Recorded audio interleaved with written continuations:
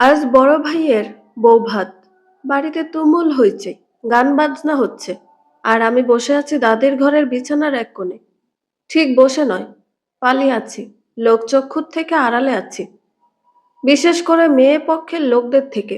তারা যেন খুনাক্ষরও জানতে না পারে বরের একজন সেতী রোগে আক্রান্ত বোন আছে, যার এই জীবনে বিয়ে হবে না, যে কিনা সারা জীবন বাপের বাড়ি পড়ে থাকবে।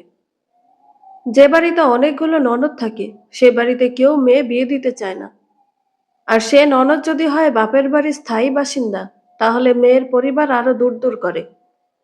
এই জন্য আমার বড় ভাইটার বিয়ে আটকে ছিল। বছর খানেক ধরে বিভিন্ন জায়গা থেকে মেয়ে দেখছে। ভাইয়ের ভালো বেতনে চাকরি, বাপের বড়সড় বাড়ি আছে, কিছু জায়গা জমি আছে, একটা মাত্র ছেলে। বোনদের বিয়ে হয়ে গেলে সবকিছুর মালিক হবে সে।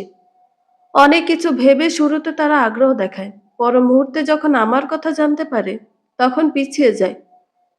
এবারে যেদিন মেয়ে পক্ষ থেকে বাড়িঘর দেখতে এলো, সেদিন আমি লুকিয়েছিলাম।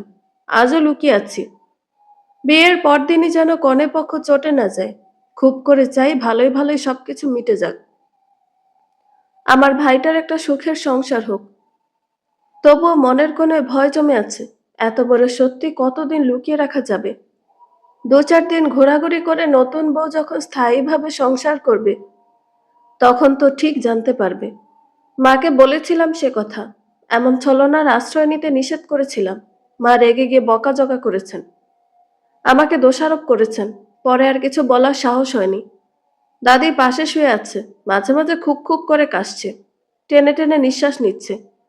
এই তো সপ্তাহখানেক আগে সর্দি ভালো হলো, আবার সর্দি লেগেছে। বয়স বেড়ে যাওয়ার এই এক যন্ত্রণা। একের পর এক অসুখ লেগে থাকে। পায়ের নিচে থেকে কাঁথা টেনে তার গায়ে জড়িয়ে দিলাম। জিজ্ঞেস করলাম, আবার ঠান্ডা লাগলো কি করে? দাদি চোখ খুলল, ঘোলা সে চোখের দৃষ্টি। আচ্ছাড়া কাঁথাটা গায়ে ভালো মতো জড়িয়ে নিল। আমার প্রশ্নের উত্তর না দিয়ে বলল, বিথি, খাইছিস কিছু? খাস নাই না? তোর চোখ মুখ শুকনো লাগতেছে। আমার চোখ মুখ শুকনো লাগছে তা দাদির টের পাওয়ার কথা না, কারণ সে চোখে দেখতে পায় না। দীর্ঘদিন হলো তার দুটো চোখই অন্ধ, পুরোপুরি নষ্ট। টাকার অভাবে ভালো মতো চিকিৎসা করা হচ্ছে না। একবার গ্রামের স্কুলে সরকারি ডাক্তার এসেছিল, ঢাকার নামকরা হাসপাতালের ডাক্তার। সেখানে 10 টাকার বিনিময়ে দাদির চোখ দেখানো হয়েছিল। তিনি একগাদা ওষুধপত্র লিখে দিয়েছিলেন। সেগুলো কয়েকদিন কিনে খাওয়ানো হলো। পর মুহূর্তে বাবার কি যেন হলো। ওষুধপত্র আর বাড়ি আসলো না। মাকে একদিন জিজ্ঞেস করায় বললেন, বয়স হয়ে গেছে, আর কয়দিনই বাঁচবে।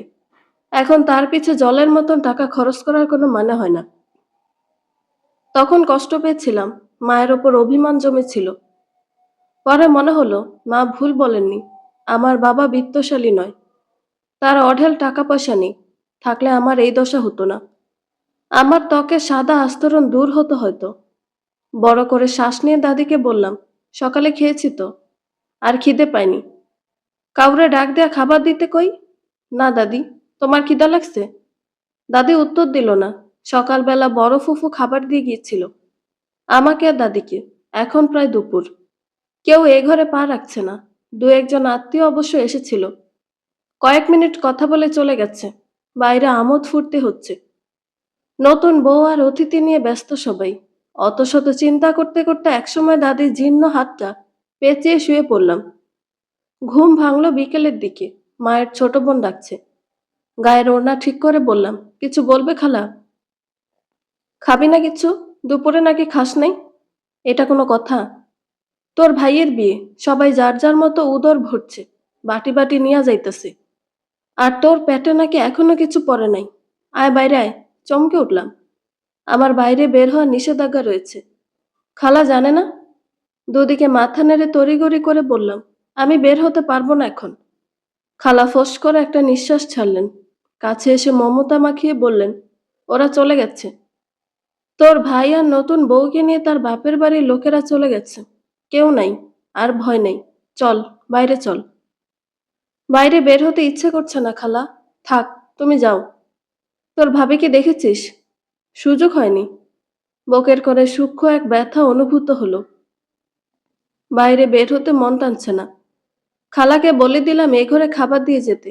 দাদি এখনো ঘুমোচ্ছে। আমি টিনের ঘরের কাঠের জানালাটা খুলে দিলাম। বাইরে সন্ধ্যা নামছে। ক্লান্ত একদিনের সমাপ্তি হচ্ছে। এতটা সময় পেরিয়ে গেছে। রুম অন্ধকার হয়ে যাচ্ছে। বাল্ব জ্বালালাম না। জানালার ওপাশের আবছা আলোয় নিজের পানে তাকালাম। নিজের হাত দুটো উঁচু করে মেলে ধরলাম। অন্ধকারের মধ্যেও ধপধপ করছে। এতটা সাদা, সাদার মাঝে জায়গায় জায়গায় কালো। কেমন বিচ্ছিরি ডোরা কাটা। মাঝে মাঝে নিজেরই ভয় লাগে। এটা দেখে যে কেউ ঘৃণায় চোখ সরিয়ে নেবে। অথচ ছোটবেলায় আমি ছিলাম কাজিন মহলের মধ্যে সবচেয়ে সুন্দর। সবাই বলতো বড় হয়ে বিথি ভারী সুন্দর হবে, নায়িকা শাবনূরের মতন চেহারা হবে। কেউ কেউ আদর করে আমাকে শাবনূর বলে ডাকতো। সে ডাকনাম আস্তে আস্তে ধোঁয়াশার মতো মিলিয়ে গেছে। এখন আত্মীয় স্বজন আমায় নিয়ে দুঃখ প্রকাশ করে। কেউ আড়ালে বলে, আহারে মেয়েটা, বিয়ে হবে না কোনোদিন। কেউ আবার আমার ধার ধারে না। আমার উপস্থিতিতেই মাকে সামনাসামনি বলে, বিথির তো বিয়ে হবে না বউ। ওর জন্য ছোট মেয়েটার বিয়ে যেন আটকে রেখো না। বয়স বেড়ে গেলে বিয়ে দেওয়া মুশকিল হয়ে পড়বে কিন্তু। আমার ছোট বোন জুথি, কি মিষ্টি চেহারা হয়েছে ওর। চোখের পলকে বড় হয়ে গেল যেন। এই তো সেদিনও কোলে নিলে জামা কাপড় ভিজিয়ে দিত। এখন কত বড় হয়ে গেছে, রাস্তাঘাটে বের হতে পারে না। পাড়ার উটকো ছেলেরা বিরক্ত করে। স্কুলের কারা যেন প্রায় প্রেমপত্র দেয়। রাতে ঘুমানোর সময় আমায় বলে, বুবু জানিস কি হয়েছে? এলাকার চেয়ারম্যানের ছোট ছেলেটা আছে না, আজ স্কুল থেকে ফেরার পথে কি বলেছে জানিস? আমি বিরক্তির সুরে বলি, জানতে চাই না, ঘুমোতে দে। এক্ষুনি ঘুমাবি কেন? মাত্র এশার আজান দিয়েছে। আজ খুব ঘুম পাচ্ছে, চোখ খুলে রাখতে পারছি না। পরে শুনবো তোর কথা। ঘুমা এখন। 1 মিনিটে শেষ হয়ে যাবে বুবু। জ্যোতি থামে না। ও চাপা গলায় সারাদিন কোথায় কি হয়েছে, কে কি বলেছে সব আমায় বলে। ওর সবচেয়ে কাছের মানুষ আমি, কাছের বন্ধু আমি। ওকে নিয়ে আমার ভয়। এই বোনটা আমার বেশি সহজ সরল, বুদ্ধি একটু কম। সব সময় চিন্তায় থাকি, কোথায় কি করে বসে, কখন কি অঘটন ঘটে যায়। আমার চিন্তার মাঝে জ্যোতি ঘরে ঢুকলো। হন্তদন্ত হয়ে কাছে ছুটে এলো, বলল, ঘরে তো অন্ধকার কেন? জ্যোতি আলো জ্বালিয়ে দিল। আমি ঘুরে দাঁড়াতে বলল, বুবু বাইরে চল এখন। ও ঘরে গিয়ে খাবি, চল। মন টানছে না। বাইরে বের হলে একগাদা আত্মীয় স্বজনের মুখোমুখি হতে হবে। সবাই সহানুভূতির দৃষ্টিতে তাকাবে, কেউ বা আহা উহু করবে। এসব শুনতে শুনতে আর ব্যথা পেতে পেতে কেমন যেন হয়ে গেছি। জ্যোতির থেকে হাত ছাড়িয়ে বললাম, তুই যা বাইরে, আনন্দ কর। তুই রাগ করেছিস বুবু? কার ওপর রাগ করব? কেনই বা করব? এই যে আমি সারাদিন তোর খোঁজ নেইনি। আমি মৃদু হাসলাম। বললাম, তুই মিথ্যে বলছিস কেন রে? আমি ঘুমিয়ে যাওয়ার পর দুবার ঘরে এসেছিস তো। তুই টের পেয়েছিলি? উত্তর দিলাম না। বাইরে বের হতে না চাইলেও জ্যোতি জোর করে বাইরে নিয়ে গেল। বের হয়ে বুঝতে পারলাম তেমন মানুষ নেই। শুধু কাছের আত্মীয় ব্যতীত সবাই চলে গেছে। কিছুটা স্বস্তির নিঃশ্বাস ফেললাম। রাতের অন্ধকার আকাশে ছিটে ফোটা তারার মেলা বসেছে। ক্ষয়ে আসা এক চাঁদ, তার ম্লান আলো চোখে পড়ছে। সেদিক থেকে দৃষ্টি সরিয়ে সামনে তাকালাম। বাড়ির খোলা উঠোনে বড়সড় আসর বসেছে। গোল গোল হয়ে বসে সবাই গল্প করছে। বাবা, চাচা, ফুফু, খালাসহ সবাই। আমি একটু দূরে সিঁড়ির উপর বসে আছি, অন্ধকারকে আলিঙ্গন করে। হঠাৎ বড় ফুফুর কণ্ঠ কানে এলো, ভাইজান, তোর ছোট মেয়েটারে আমার ছেলের বউ করতে চাই, কি বলিস? আমার এলোমেলো দৃষ্টি এদিক সেদিক ঘুরপাক খেলো। কান উঠোনের জটলার মধ্যে ছিল। বড় ফুফুর প্রস্তাব শুনে থমকে গেলাম। বাবাও হয়তো কিছুটা বিস্মিত হলেন। পরক্ষণে নিজেকে সামলে হো হো করে হেসে উঠলেন। বললেন, কি যে বলস, যদি এখনো বাচ্চা মানুষ, এখনই ওর বিয়ে দিব? ও সংসারের কি বুঝছে? বাচ্চা কোথায় ভাইজান? আমাকে যখন বিয়ে দেশ, তখন বয়স কত হয়েছিল আমার? 10 কি 11? তখনকার কথা আর এখনকার কথা কি এক হইল? কয়েক সেকেন্ডের নীরবতার পর খালা মুখ খুললেন। বড় ফুফুর প্রস্তাব তার পছন্দ হয়েছে। বললেন, বিয়ে দিলে ভালোই হয় কিন্তু দুলাভাই, হিমেল ছেলেটা অনেক ভদ্র। কয়েকবার দেখছি এ বাড়িতে। আচার ব্যবহার খুব ভালো। তাছাড়া বড় চাকরি করছে এখন। যুথি সুখে থাকবে।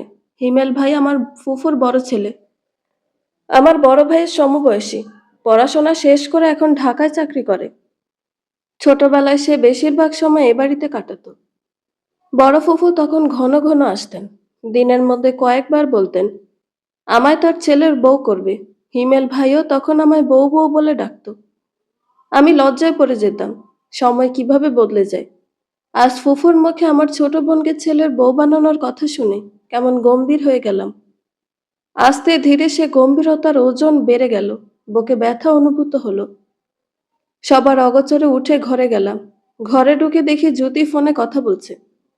কখন থেকে বলছে কে জানে। ওর চোখে মুখে লজ্জা মিশ্রিত হাসি। আমার কেন যেন সন্দেহ হলো, জ্যোতি কি কারোর সাথে প্রেম করছে। একবার কি জিজ্ঞেস করবো এত রাতে কার সাথে কথা বলে। জিজ্ঞেস করতে গিয়েও করলাম না। বিছানার দিকে এগুলাম। প্রচন্ড মাথা ব্যথা করছে। একটু ঘুমানো যাক। কিন্তু ঘুম কি আসবে। ঘুম না এলেও জ্যোতি এলো। এগিয়ে এসে বলল, হিমেল ভাইয়া কল দিয়েছে, তুই কথা বলবি বুবু। না। আমার তৎক্ষণাৎ উত্তর। গলার স্বর কিছুটা উঁচু ছিল। ফোনের অপর পাশের ব্যক্তিটি শুনতে পেল হয়তো। প্রত্যুত্তরে সে কি বলল জানি না। জ্যোতি ফোনের লাউড বাড়িয়ে দিল। মুহূর্তে স্তব্ধ ঘরে হিমেল ভাইয়ের কণ্ঠ বেজে উঠল। সে ঝরঝরে গলায় বলল, কি রে বিথি, কথা বলবি না কেন। পাঁচ মিশালি ত্বকের জন্য লজ্জায় আমার সামনে আসিস না, সেটা না হয় মানলাম। তাই বলে ফোনেও কথা বলা যাবে না। তোর কণ্ঠেও কি রোগ ধরেছে। মেলানিন অকার্যকর হয়ে পড়েছে। হিমেল ভাই আরো কিছু বলতে চাইল, তার আগে জ্যোতি ফোনের স্পিকার বন্ধ করে দিল। কানে নিয়ে দূরে সরে গেল। ঘর থেকে বের হতে হতে বলল, এসব কি বলছেন ভাইয়া। এমন কেন আপনি। যা মুখে আসে তাই বলে ফেলেন। উত্তেজনায় বিছানায় উঠে বসেছিলাম। ফের মাথাটা বালিশে এলিয়ে দিলাম। এই হলো হিমেল ভাই, যখন যা মুখে আসে তাই বলে দেয়। অপর পাশের ব্যক্তি কষ্ট পেল কিনা তার তোয়াক্কা করে না। মাস দুই আগে একবার বড় ভাইয়ের সাথে সে এলো। বাড়ি এসে হম্বিতম্বি শুরু করে দিল। আমার পড়াশোনা নিয়ে হম্বিতম্বি। তখন আমি ইন্টারমিডিয়েট পরীক্ষা দিয়ে বসে আছি। রেজাল্টের অপেক্ষায় দিন কাটাচ্ছি। ফলাফল বের হলে কোনো একটা কলেজে ডিগ্রিতে ভর্তি হয়ে যাব, এমন ইচ্ছা। কিন্তু হিমেল ভাই সেটা হতে দিল না। চেঁচিয়ে বাড়ি মাথায় তুলল। আমায় ব্যঙ্গ করে বলল, তোর প্রতিষ্ঠিত হতে হবে না, ভালো চাকরি করতে হবে না, নাকি সারা জীবন বড় ভাইয়ের মাথায় কাঁঠাল সহ পুরো গাছ ভেঙে খাবি। আমি থতমত খেয়ে বললাম, এভাবে কথা বলছেন কেন আপনি। কিভাবে বলছি। হো, তোর নিজের দায়িত্ব নিজে নিতে হবে না। কে বলেছি নিব না। অবশ্যই নিব।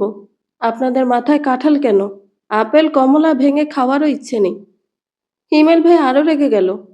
কটাক্ষ করে বলল, তা কিভাবে নিজে দায়িত্ব নিবি শুনি। ভালো চাকরি পাওয়ার জন্য ভালো রেজাল্ট করতে হয়, ভালো প্রতিষ্ঠান থেকে পড়াশোনা করতে হয়, জানিস না। নাকি ভেবেছিস তোর পাঁচমিশালি চেহারা দেখে সবাই সুর সুর করে চাকরি দিয়ে দিবে। এই পর্যায়ে আমি প্রচন্ড কষ্ট পেলাম। আর কিছু না বলে ছুটে চলে এলাম।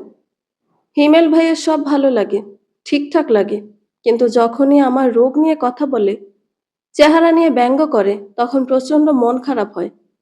বেশ কয়েকবার কষ্ট পেয়ে তার সামনেই কেঁদে ফেলেছি, কিন্তু তাতে তার কোনো পরিবর্তন হয়নি।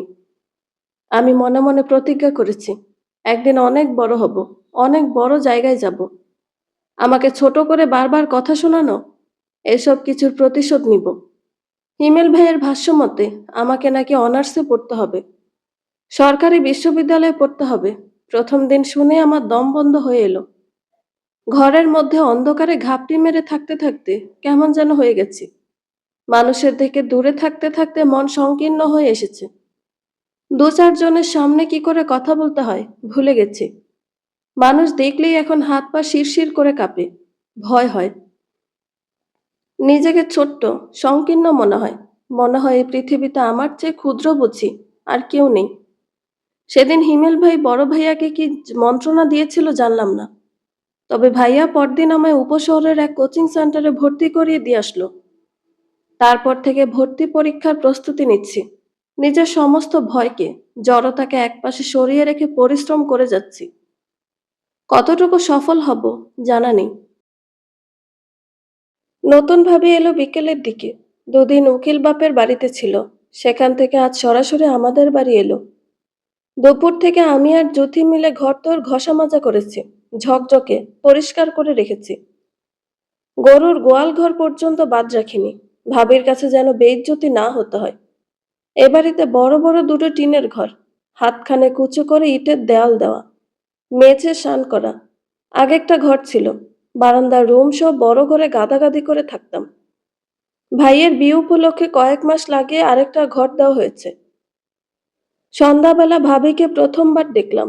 টিউবওয়েল থেকে পা ধুয়ে ঘুরে দাঁড়াতে তার মুখোমুখি হলাম। আবছা অন্ধকারে আমায় তেমন খেয়াল করেনি, কিন্তু আমি খেয়াল করেছি।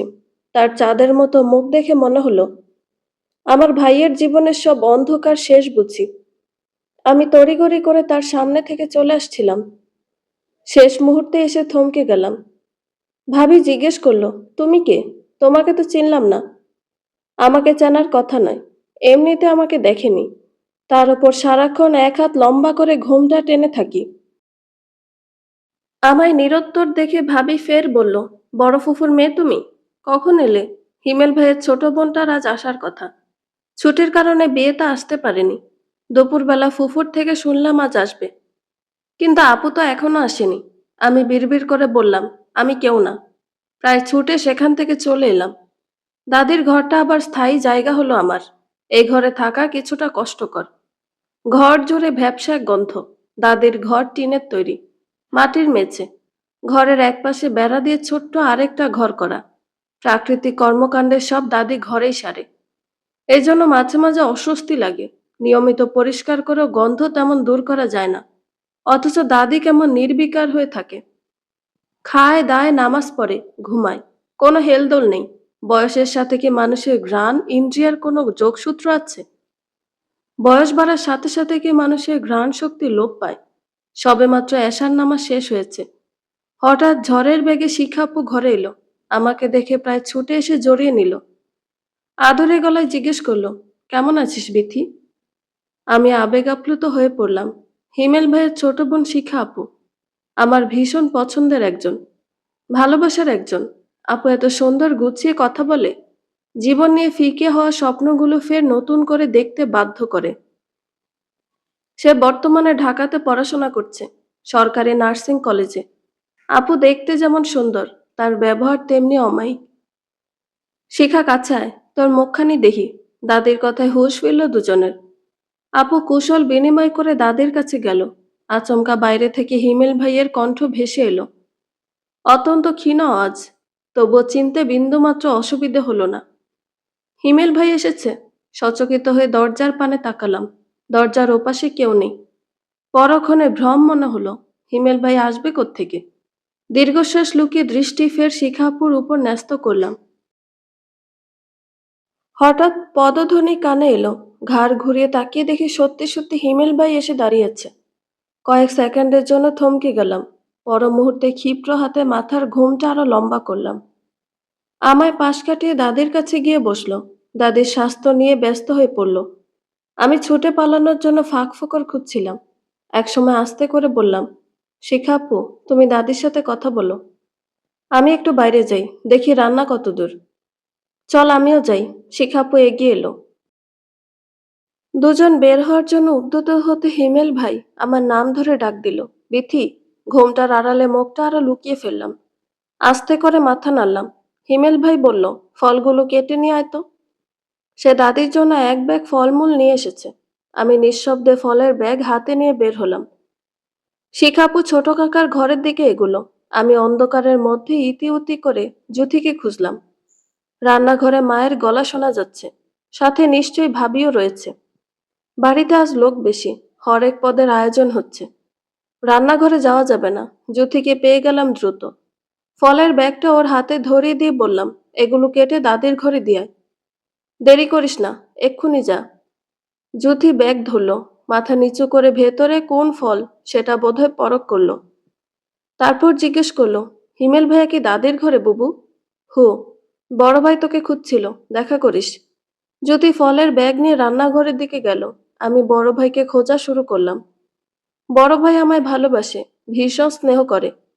লোকজন যখন বলে আমায় বিয়ে হবে না, কখনো সংসার হবে না, বাপ মা মরে গেলে কে দেখবে, ভাই তখন সান্ত্বনা দেয়। আড়ালে ডেকে বলে, কষ্ট পেও না, তোমার কোনো চিন্তা নেই, আমি সারা জীবন তোমার দেখাশোনা করব। তার কথা শুনে ভরসা পাই, কিছুটা স্বস্তি মিলে। প্রথম যখন শ্বেত রোগ ধরা পড়ে, তখন আমি সিক্সে পড়ি। তখন অত শত বুঝতাম না। বাবা মা নানা ধরনের কবিরাজি চিকিৎসা দিতে লাগলেন। যে যেখানে নিয়ে যেতে বলে সেখানে নিয়ে যান। গাছগাছালি থেকে শুরু করে যা খাওয়াতে বলে তাই খাওয়ান। টুকটাক ডাক্তারও দেখানো হলো, কিন্তু কিছুতেই কিছু হলো না। হাতের কনুইয়ের কাছের একটুখানি সাদা দাগ আস্তে আস্তে সারা দেহে ছড়িয়ে পড়তে লাগলো। সাদা ছোপ ছোপ আস্তরণের নিচে চাপা পড়ে যেতে লাগলো আমার উজ্জ্বল মসৃণ ত্বক। সেই সাথে চাপা পড়ে যেতে লাগলো আমার জীবনের সবটুকু রং। আস্তে আস্তে অন্যদের থেকে আমার ভিন্নতা ধরতে শিখলাম। লোকজন আমায় নিয়ে আফসোস করে, কেউ কেউ সহানুভূতি দেখায়, কেউ কেউ হাহুতাশ করে। একসময় খেয়াল করলাম, আত্মীয় স্বজন বাড়ি আসলে আমাদের ঘরে খেতে চায় না। এ ঘরে জিনিসপত্র আমি ছুঁই, যদি তাদেরও এই রোগ হয়ে যায়। একদিন অবাক হয়ে লক্ষ্য করলাম, মা আমার গ্লাস প্লেট বাটি সব আলাদা করে দিয়েছে। স্কুলে কেউ আমার সাথে বসতে চাইতো না, দু চারজন সহানুভূতি দেখিয়ে বসলো, গায়ে গা ঘেঁষতে দিত না। ক্লাসের ছেলেগুলো সুন্দরী মেয়েদের নিয়ে আহ্লাদ করত, আমার দিকে কেউ ফিরেও তাকাতো না। শিক্ষকেরা সহানুভূতির দৃষ্টিতে তাকাতো, কেউ কেউ উপেক্ষা করত। প্রত্যহ আরো শত শত ঘটনা অবলোকন করে বুঝলাম আমি সবার চেয়ে আলাদা। তখন নিজেকে গুটিয়ে নেওয়া শুরু করলাম। একসময় পুরোপুরি এককেন্দ্রিক হয়ে গেলাম। এখন আমার কোনো কাছের মানুষ নেই, কাছের বন্ধু নেই, যার কাছে আমি দুটো মনের কথা বলতে পারবো, সুখ দুঃখের গল্প করতে পারবো। দীর্ঘদিন ধরে আমি একা, ভীষণ একা। আমার শহরে ভয়ানক নৈশব্দতা। এই নৈশব্দেরা প্রতিনিয়ত কলরব করে। তাদের সেই কলরব শুধু আমি শুনতে পাই, আর কেউ পায় না। অন্ধকারে দাদির ঘরের পাশে আম গাছটা নিচে বসেছিলাম। শিখা পুষো সবাই রাতের খাবার খাচ্ছে। আপাতত ও ঘরে যাওয়া আমার নিষেধ। রাতের খাবারটা দাদির ঘরে বসে খেয়ে নিয়েছি। কে ওখানে? পেছন থেকে হিমেল ভাইয়ের কণ্ঠ শুনে আড়ষ্ট হয়ে গেলাম। এক লাফে উঠে দাঁড়িয়ে বললাম, আমি। সে এগিয়ে এলো, হাঁসফাঁস করতে করতে বলল, তোদের বাড়ি এত গরম কেন রে বিথি? আমি আসবো শুনে পুরো বাড়ি কি ইটের ভাটায় পুড়িয়ে রেখেছিস? উত্তর দিলাম না। কিছুদিন হলো সত্যি সত্যি গরম পড়েছে। চেয়ারটা তার দিকে এগিয়ে দিলাম। টেনে নিয়ে দ্রুত বসে পড়ল সে। চারপাশে মোটামুটি অন্ধকার, হিমেল ভাইয়ের মুখ দেখা যাচ্ছে না। তবু আমার কেন জানি দম বন্ধ হয়ে আসছে, ভেতর জুড়ে অস্থিরতা। চলে যাওয়ার জন্য পা বাড়াতে সে বাধা দিল। দাঁড়া, কোথায় যাস? তোর পড়াশোনার কি খবর? আমি স্থির হয়ে দাঁড়িয়ে পড়লাম। ক্ষীণ সুরে বললাম, পড়াশোনা করছি তো। ইউনিভার্সিটিতে ভর্তি হতে পারবি? জানি না। হিমেল ভাই শুনতে পেল না হয়তো। সে হঠাৎ ফোনের আলো জ্বালালো। আমার মুখের দিকে ধরতে তড়িৎ গতিতে অন্যদিকে ঘুরে গেলাম। কপাল কুঁচকে গেল আমার। ভয়ে নাকি বিরক্তিতে বুঝতে পারলাম না। হিমেল ভাই বলল, দেখি তোর ঘোমটা সরাতো, পাঁচমিশালি মুখটা দেখতে দে। আমি ঘোমটা দিয়ে নিজেকে আরো আড়াল করে নিলাম। হিমেল ভাই আলো সরিয়ে হাতের দিকে ধরল। চোখের পলকে বাম হাতটা নিজের দিকে টেনে নিল। কিঞ্চিত অবাক হয়ে বলল, এ কি রে, তোর হাত তো দেখি পুরো সাদা হয়ে গেছে, কেমন ফরেনারদের মতো ঝকঝক করছে। যা, ভালো করে পড়াশোনা কর, তোকে বিদেশি কোনো রাজপুত্র ধরে বিয়ে দিয়ে দিব। দেখি তোর মুখটাও কেমন বিড়ালের মতো সাদা। আর দাঁড়াতে পারলাম না, এক ছুটে পালিয়ে এলাম। রাতে ঘুমানোর সময় শিখা আপু এলো। আমি বিস্ময় প্রকাশ করে বললাম, তুমি আমার সাথে ঘুমাবে? হু, তোর সমস্যা হবে? পাশে কেউ ঘুমালে ঘুম হয় না? কি যে বলো না, আমার কোনো সমস্যা নেই, কিন্তু সচরাচর কেউ আমার কাছে ঘেঁষে না। এক মাইর দিব বিথি। এসব কি বলছিস? তোকে বলেছি না, আমার সাথে উল্টাপাল্টা কথা বলবি না। আমি গুটিয়ে গেলাম। আপু বালিশ নিয়ে সিথানে রাখলো। হাই তুলে বলল, অনেক ক্লান্ত, জার্নি করে এতটা পথ এসেছি, ঘুমাতে হবে। আপু ধুম করে পাশে শুয়ে পড়ল, গা ঘেঁষে। দীর্ঘক্ষণ দুজনের কেউ কোনো কথা বললাম না। খানিক বাদে উঠে গিয়ে দরজা বন্ধ করলাম। দাদির কাছে কারো না কারো ঘুমাতে হয়, শুনলাম আজ জুথি ঘুমাবে। বাল্ব বন্ধ করে আবার আপুর পাশে এসে শুয়ে পড়লাম। জিজ্ঞেস করলাম, আপু তোমার কথা বলো, সবকিছু কেমন চলছে? চলছে ভালোই, তোর কথা বল। আমার কথা আর কি বলবো, নিজেকে চার দেয়ালে আবদ্ধ করে রেখেছি। বন্ধ ঘরে দিনের পর দিন কেটে যাচ্ছে। এইভাবে বন্ধ ঘরে আর কতদিন থাকবি? নিজেকে আর কত আড়াল করে রাখবি? আমি কোনো সদুত্তর দিতে পারলাম না। আপু খানিক সময় নিশ্চুপ রইল, হয়তো নিজেকে গুছিয়ে নিল। তারপর বলল, মেয়েরা সারা জীবন আইডেন্টিটি ক্রাইসিসে ভুগে। তার নিজের কোনো পরিচয় থাকে না, নিজের কোনো ঘর থাকে না। একান্ত আমার বলে কখনো কিছু দাবি করতে পারে না। অথচ তার কিসে খামতি? মেয়েদের কি কোনো কিছু কম আছে? মেধা, বুদ্ধি, জ্ঞান সবই আছে। তাহলে একটা মেয়ে কেন এত ভীতু হবে? বিথি, তোর কিসের খামতি আছে? কোনো খামতি নেই। তাহলে তুই কেন আইডেন্টিটি ক্রাইসিসে ভুগবি? তোর কেন অন্যের আশ্রয় থাকতে হবে? কেন অন্যের অনুগ্রহ নিয়ে বাঁচতে হবে? তুই বাঁচবি একমাত্র তোর অনুগ্রহে, তোর জন্য। নিজের মতো একটা জীবন কাটানোর অধিকার আমাদের সবার আছে। তুই কেন সে অধিকার হারাবি? এখনো সময় আছে। নিজের একটা শক্তপোক্ত ভিত গঠন কর। নিজের জন্য একটা স্বপ্ন সাম্রাজ্য গড়ে তোল, যার একচ্ছত্র মালিকানা শুধু তোর, যেখানে তুই তোর মতো বাঁচতে পারবি। আমি চুপচাপ শুনে গেলাম। বুকের ভেতর বিপুল শূন্যতা এসে ভিড় করলো। আপু কাছে ঘেঁষে এসে বলল, তোকে নিয়ে কেউ যখন বলে যে তোর বিয়ে হবে না, সংসার হবে না, তখন খুব খারাপ লাগে আমার। আমি প্রতিবাদ করতে পারি না। সবার মুখের ওপর সবকিছু বলা যায়, শেষে বেয়াদব বলবে। এমনিতে মেয়ে হয়ে শহরে একা পড়াশোনা করছি বলে কতজন কত রকমের কথা বলে। এই যে বাড়ি এসেছি না, গ্রামের বেশিরভাগ মহিলা কথা শোনাবে। এত কথায় কান দিলে কি চলে? চলে না। তাছাড়া তোকে যদি কেউ পেছন থেকে ধনুকের মতো টেনে না ধরে, তাহলে সামনে আগাবি কি করে? নিজের লক্ষ্যে পৌঁছাবি কি করে? এজন্য আশপাশের কারো কথায় কখনো কষ্ট পাবি না। সবার প্রত্যেকটা বিষ বাক্যকে নিজের হাতিয়ার বানিয়ে লড়ে যাবি। জীবন যুদ্ধে হার মানলে চলবে না।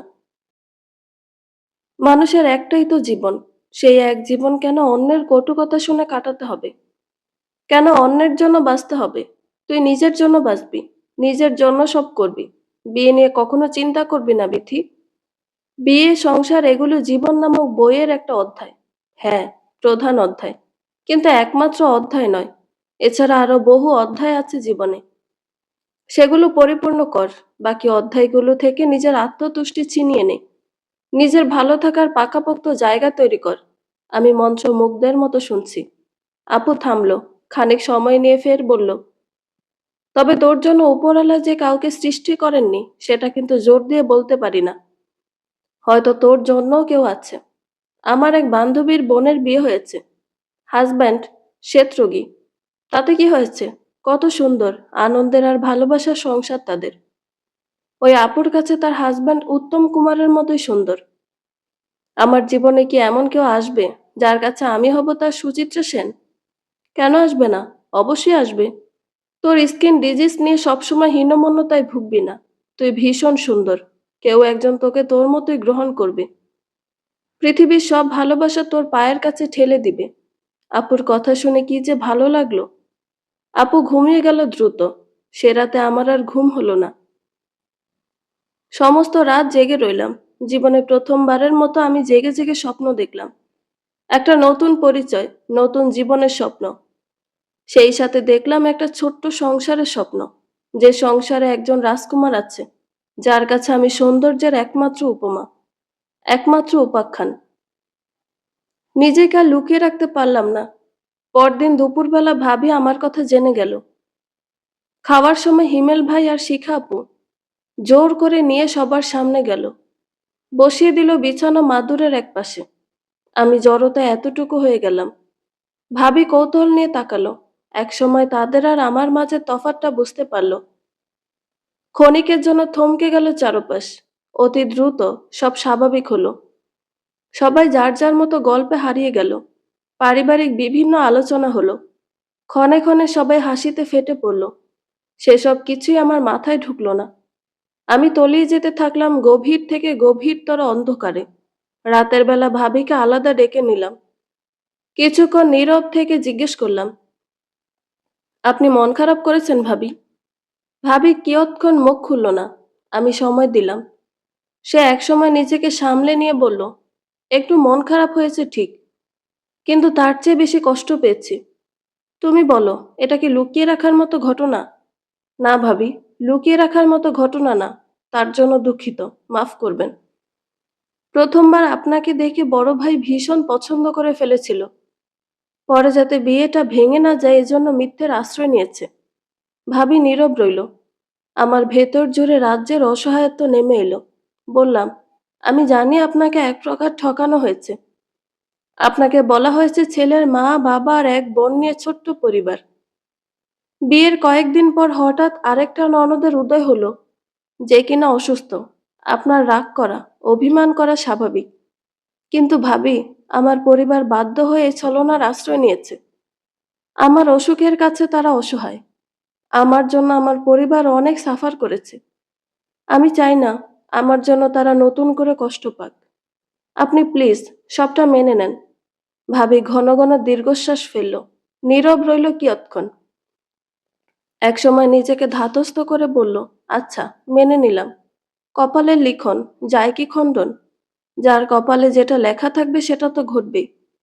আমার সাথে যা ঘটেছে মেনে নিলাম। তুমি ভয় পেও না। আমাকে চলার পথে কাটা মনে করো না। তোমার ভাইয়ের মতন আমারও ফুল সাপোর্ট পাবে, সব সময়। তাছাড়া আমি বাস্তববাদী মানুষ, পড়াশোনাও করেছি কিছুটা। রোগ ব্যাধির উপর তো মানুষের হাত নেই। এই রোগ যে কোনো বয়সে যে কারো হতে পারে। শুধু খারাপ লেগেছে এটা ভেবে যে বিষয়টা আমার থেকে গোপন করা হয়েছে। এগুলো কি গোপন করার মতো জিনিস? একটা আস্ত মানুষকে সারা জীবন গোপন রাখা যাবে? খুবই দুঃখিত ভাবি। ঠিক আছে, তোমার নামটা যেন কি বললে? বিথি। কষ্ট পেলেও খুব সহজে ভাবি আমায় মেনে নিল। আরো কিছুক্ষণ আশ্বাসের কথা বলে ঘরে গেল। সে চলে যেতে আমি চারপাশে তাকালাম। মনে হলো অন্ধকার সরে যেতে শুরু করেছে। ঘন কালো আকাশের বুকে একটু একটু করে তারা জ্বলতে শুরু করেছে। অবশেষে এই লুকোচুরি পরিসমাপ্তি হলো। আমি হাতের আঙুলে চোখের জলটুকু মুছে ফেললাম। হিমেল ভাই হঠাৎ কোথা থেকে যেন উদয় হলো। বলল, তোর এত বড় উপকার করলাম, একটা ধন্যবাদ দিবি না? এই উপকার না করলে বরং ভালো হতো। নিরুৎসাহিত গলায় প্রত্যুত্তর করলাম। সে বিস্ময় নিয়ে বলল, বলিস কি রে? এই জন্যই বোধহয় আজকাল লোকে বলে, কারো ভালো করতে নেই। ভাবির সাথে দেখা হওয়ার পর হালকা লাগছে না? এটা ঠিক যে ভাবি জেনে যাওয়ার পর নিজেকে অনেক হালকা লাগছে। কিন্তু ভাবির জন্য খারাপ লাগছে। সে নতুন বিয়ে করে সংসারে এসেছে। বিয়ের গন্ধ না যেতে এত বড় ধাক্কা। নিশ্চয়ই খুব আঘাত পেয়েছে। দাদির ঘর থেকে হাসাহাসির শব্দ ভেসে আসছে। আমি ওদিকে তাকিয়ে বললাম, আমি এখন যাই। আমায় দেখে সবসময় পালাই পালাই করিস কেন বিথি? আমি তোকে খেয়ে ফেলবো? হিমেল ভাইয়ের বিরক্তি ভরা সুর ভেসে এলো। আমি মাথা নিচু করে ফেললাম। এই ছেলেটাকে কি করে বোঝাই? তার আশপাশে আমার দম বন্ধ হয়ে আসে। সে কাছাকাছি এলে বুকের ধুকপুকানি বেড়ে যায়। হৃদয়ের গহীনে তোলপাড় সৃষ্টি হয়। পাছে সে টের পায় যদি? সেজন্যই তো তার থেকে নিজেকে দূরে দূরে রাখতে চাই, আড়ালে থাকতে চাই। আমায় নিরুত্তর দেখে আচমকা হিমেল ভাই আরো কাছে চলে এলো। হঠাৎ মাথায় হাত বুলিয়ে নরম গলায় বলল, আমি কাল ভোরে চলে যাচ্ছি বিথি। ভালো মতো পড়াশোনা করিস, নিজের যত্ন নিস। দোয়া করি জীবনে অনেক বড় হ। সে আর এক মুহূর্ত দাঁড়ালো না, হেঁটে অন্ধকারে মিলিয়ে গেল। তার গমন পথের দিকে আমি নির্বাক তাকিয়ে রইলাম। হঠাৎ করে মনে হলো পুরো পৃথিবীর সমস্ত ব্যথা বুঝে আমার বুকে এসে ভর করেছে। বুকের ভেতরে ধারালো নখরযুক্ত কিছু যেন খামচে ধরেছে। এত যন্ত্রণা হচ্ছে কেন? তার জন্য আমার এই অসহ্য যন্ত্রণার কথা কি কখনো হিমেল ভাই জানতে পারবে? সময় বয়ে চলল। একসময় ভাবির বাপের বাড়ির লোকেরাও জেনে গেল আমার কথা। কয়েকদিন তারা বেশ হম্বিতম্বি করলো। এত বড় সত্য লুকিয়ে রাখায় বেশ চটে গেল। মেয়েকে ঘর করতে দিবে না বলেও বাঘ বিতণ্ডা হলো। কিন্তু বিয়ে হয়ে গেছে। একটা ঘর ভাঙা তো সহজ কথা নয়। কিছুদিন হইচই, এরপর ভাবি ফের সংসারে এলো। অবশেষে ঝড় থামলো। ততদিন আমি বুঝে গেছি আমার জীবন পথ অন্যদের মতো মসৃণ নয়। আমায় পরিশ্রম করতে হবে, বড় হতে হবে, নিজের একটা শক্তপোক্ত জায়গা তৈরি করতে হবে। আমি রীতিমতো পড়াশোনা শুরু করলাম। দিন রাত এক করে পাঠ্য বইয়ে মনোনিবেশ করলাম। আপাতত আমার একটাই লক্ষ্য, আমায় বাড়ি ছাড়তে হবে, এই গ্রাম ছাড়তে হবে। আমায় শহরে পড়াশোনা করতে হবে, স্বাবলম্বী হতে হবে, নিজস্ব একটা পরিচয় তৈরি করতে হবে। আমায় এমন অবস্থানে যেতে হবে যেন আমার ত্বকের চেয়ে সাফল্য সবার আগে চোখে পড়ে। আমার স্বপ্ন বড় হয়ে গেছে। সেই স্বপ্ন পূরণের জন্য একটা বিশ্ববিদ্যালয়ে ভর্তি হওয়া অত্যাবশ্যক হয়ে পড়েছে। কিন্তু ভর্তি পরীক্ষার দিন যত এগিয়ে আসছে তত বুকের ভেতর ভয় দানা বাঁধছে। ভেতরে ভেতরে সারাক্ষণ অস্থির হয়ে থাকতাম, যদি চান্স না পাই। তাছাড়া যদি চান্স পাই তখন নতুন পরিবেশে মানিয়ে নিব কি করে? এলাকার বাইরে কখনো যাওয়া হয়নি, পরিবার ছাড়া এক রাত বাহিরে কাটানো হয়নি। সেই আমি কি করে একটা শহরে থাকবো ভেবে অস্থির হয়ে পড়ছিলাম। আমার এই দুঃসময়ে যুথি পাশে রইল। মেয়েটা আমার চেয়ে ছোট, তবুও সবসময় সাহস দিয়ে যায়। কোনো কিছুর প্রয়োজন হলে সঙ্গে সঙ্গে হাজির করে। মাঝে মাঝে ছেলে মানুষই কথা বলে মন ভালো করে দেয়। এই যেমন পরশু রাতের বেলা বলছিল, বুবু, একটা কথা বলি। আমি তখন গুরুত্বপূর্ণ এক পড়ার মাঝে বিরক্তি নিয়েই বললাম, যা বলার তাড়াতাড়ি বল, পড়ার সময় ডিস্টার্ব করবি না। থাক, তুই পড় তাহলে, অন্য সময় বলবো। অন্য সময় বলার হলে এখন একটু বলে কৌতূহল বাড়ালি কেন? এখন না শোনা পর্যন্ত পড়ায় মনোযোগ আসবে? যা বলার এক্ষুনি বল। জ্যোতি কিছুক্ষণ ইতস্তত করলো, একসময় বলল, আমার কেন জানি মনে হয় হিমেল ভাইয়া তোকে পছন্দ করে। মানে ওই যে আর কি, তোকে ভালোবাসে। মুহূর্তে দু কান গরম হয়ে গেল, বুকের ভেতর ঢেউ খেলে গেল। দ্রুত নিজেকে সামলে নিলাম, জ্যোতিকে বুঝতে না দিয়ে বড়সড় এক ধমক দিলাম। লজ্জা আড়াল করতে বইয়ের পাতায় মুখ গুজলাম। জ্যোতি আর ঘাটালো না, সে রাতে পড়ায় তেমন মন বসলো না।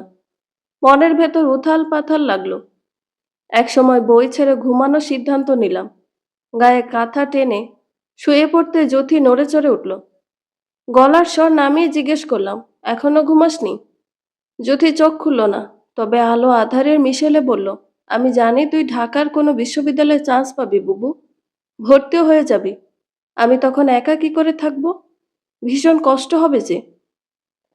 আমায় ছেড়ে থাকতে তোর কষ্ট হবে না? কষ্ট হবে, অত্যন্ত ক্ষীণ আওয়াজ তুলে বললাম। জ্যোতি হয়তো শুনতে পেল না। খানিক নড়ে চড়ে আরো কাছে ঘেঁষে এলো। আমি আগলে নিলাম ওকে। জ্যোতি আর আমার বয়সের ব্যবধান খুব বেশি নয়। পিঠাপিঠি বয়সের অন্যান্য ভাই বোনেরা যেখানে সারাক্ষণ মারামারি করে, ঝগড়া করে, সেখানে আমরা অন্যরকম। আমরা ছোটবেলা থেকে একে অপরের যত্ন নিই। আমাদের বন্ধু নেই, বান্ধবী নেই, আমরাই একে অপরের বন্ধু, কথা বলার সঙ্গী। আমাদের যে একেবারে ঝগড়া হয় না তেমন নয়, মাঝে মাঝে মান অভিমান হয়, কথা কাটাকাটি হয়, দিন শেষে আবার এক হয়ে যাই। যুথির কথা আমায় ফের ভাবিয়ে তুলল। সেই রাতে প্রথম উপলব্ধি করলাম, যুথিকে ছেড়ে, দাদিকে ছেড়ে, এই পরিবার ছেড়ে থাকতে আমার ভীষণ কষ্ট হবে। মাঝে কেটে গেছে 2 মাস। এই 2 মাসে আমার জীবনে অবিশ্বাস্য মোড় এলো। আমি ঢাকা বিশ্ববিদ্যালয়ের ইংরেজি বিভাগে ভর্তি হলাম। যেদিন ফল প্রকাশ হলো, কেন জানি বিশ্বাস হতে চাইল না। মূর্তির মতো বসে রইলাম। একসময় 2 চোখ ফেটে জল গড়িয়ে পড়ল। আমায় জড়িয়ে ধরে মা কাঁদলেন, খুশিতে দাদি কাঁদলো, যুথি কাঁদলো। যে স্বপ্নগুলো আমি দেখতে জানতাম না, সেগুলো এসে হাতছানি দিল। সম্মুখে নতুন এক জীবন যেন, নতুন এক দিগন্ত। তার স্বপ্নে বিভোর হয়ে রইলাম। ক্রমে বাড়ি ছাড়ার সময় ঘনিয়ে আসছে, আর আমার বুক ভার হয়ে যাচ্ছে।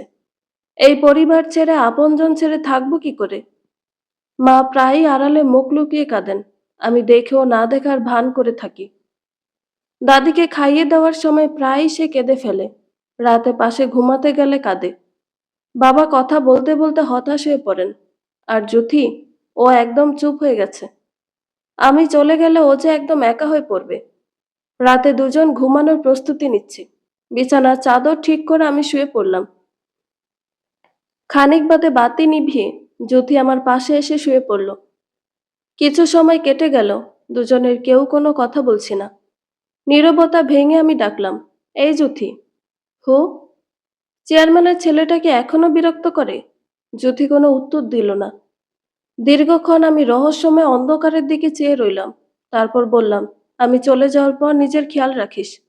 রাস্তাঘাটে সতর্ক হয়ে চলাফেরা করবি। কোনো ছেলের সাথে কথা বলবি না। কেউ কিছু বললে তর্ক না করে বাড়ি এসে মাকে বলে দিবি, না হয় আমায় কল করে বলবি। মনে থাকবে? যুথি এবারও কোনো উত্তর দিল না। আমি অপেক্ষায় রইলাম। একটা হাত ওর মাথায় রাখলাম। আচমকা ও আমায় জড়িয়ে ধরে হাউমাউ করে কেঁদে উঠল। জড়ানো গলায় বলল, তোকে ছেড়ে আমি কি করে থাকবো বুবু? আমি পারবো না থাকতে। আমায় সাথে করে নিয়ে চল। চোখের জলে আমার গাল ভিজে গেল। দাঁতে দাঁত চেপে কান্না গেলার চেষ্টা করলাম।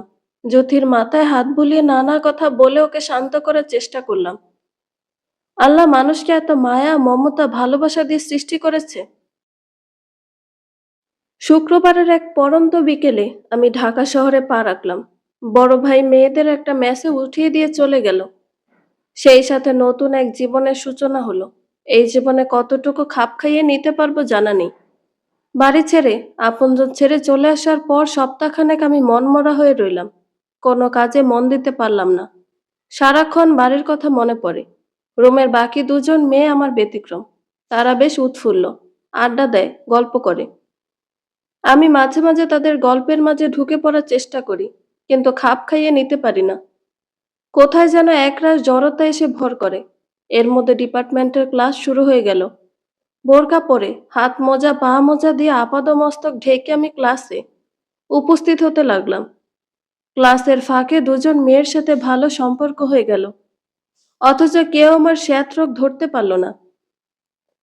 যতদিন যেতে লাগলো আমি স্বাভাবিক জীবনে ফিরলাম। নিয়মিত নামাজ আদায় করি, ক্লাস করি, পড়াশোনা করি। সন্ধ্যাবেলা অনেকক্ষণ বাড়িতে কথা বলি। যুথি কথা বলতে নিলে আর ছাড়তে চায় না। সারাদিন কোথায় কি করেছে, কে কি বলেছে, সব আমায় শোনাতে থাকে। আমি মুগ্ধ হয়ে ওর কথা শুনি। মেয়েটা এত মজার মজার কথা বলতে পারে। মাসখানেক হলো ক্লাস করছি, কখনো কোনো রকম ঝামেলার শিকার হয়নি। এতদিন লুকিয়ে লুকিয়ে থেকেছি, নিজেকে আড়ালে আড়ালে রেখেছি। ক্লাসের পেছনের দিকে বসেছি, ভেবেছি আর কোনো বাধা আসবে না। কিন্তু বিধি বাম, আজ ক্লাস শেষ করে ফিরছিলাম। সেমিনারের পাশ দিয়ে আসার সময় ডাক পড়ল। আমি দাঁড়িয়ে আশপাশে তাকালাম। হয়তো আমাকে নয়, অন্য কাউকে ডাকছে। তখন একজন হাত ইশারা করে আমায় নির্দেশ করলো। প্রচন্ড ভয় নিয়ে এগিয়ে গেলাম। গিয়ে দেখি একদল ভাইয়া, আপু। এরা আমার ইমিডিয়েট সিনিয়র। বিগত দিনগুলোতে তারা বেশ কয়েকবার ক্লাসে গেছে, ছেলে মেয়েদের নানাভাবে হেনস্থা করেছে। সেসব ভাবতে গলা শুকিয়ে এলো। আমি বিনীত গলায় সালাম দিলাম। কেউ কোনো উত্তর দিল না। কোকড়ানো চুলের আপুটা বলল, নাম কি তোর? বিথি, জান্নাতুল বিথি। বোরকা খোল। কিছুক্ষণের জন্য থমকে গেল চারপাশ। আমার মনে হলো আমি ভুল শুনছি। আমার ভাবনাকে সত্যি করার জন্য হয়তো। পাশ থেকে আরেকজন বলল, কি হলো, শুনতে পাসনি? বোরখার মুখোশ তোল, চেহারা দেখি, পরে যাতে মনে থাকে। আমার হাত পা অবশ হয়ে এলো। এখন উপায়? একটা আপু এসে জোরাজুরি শুরু করলো। আমি আর ভাবতে পারছি না।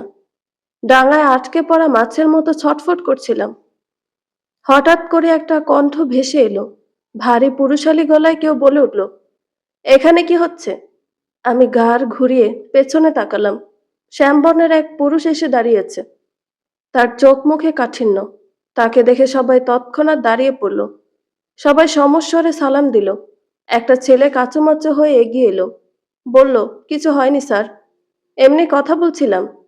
ইনি স্যার? দেখে তো তেমন বয়স্ক মনে হয় না। তাছাড়া বেশভূষা খুব সাধারণ।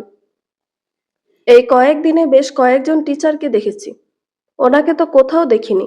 আমি শুকিয়ে যাওয়া গলায় তাকে সালাম দিলাম। তিনি জিজ্ঞেস করলেন, কোন ব্যাচ? আমি উল্লেখ করতে বললেন, তোমাদের ক্লাস তো শেষ, যাও বাসায় চলে যাও। আমি এক পলক কৃতজ্ঞতা ভরা দৃষ্টিতে তার দিকে তাকালাম। তারপর পা চালিয়ে চলে এলাম। বাইরে এসে হাঁফ ছেড়ে বাঁচলাম। কত বড় বিপদে পড়তে যাচ্ছিলাম। ভাগ্যিস স্যার সময় মতো এসেছিলেন, না হলে ওই ছেলে মেয়েগুলো মুখোশ খুলতে বাধ্য করত। মেসে ফিরতে অল্প সময় লাগলো। ফিরে দেখি রুম ফাঁকা। বাকি দুজনের ক্লাস বোধহয় এখনো শেষ হয়নি। বোরকা খুলে ওয়াশরুম থেকে হাত মুখ ধুয়ে এলাম। খানিক বাদে ফোনের কথা মনে পড়ল।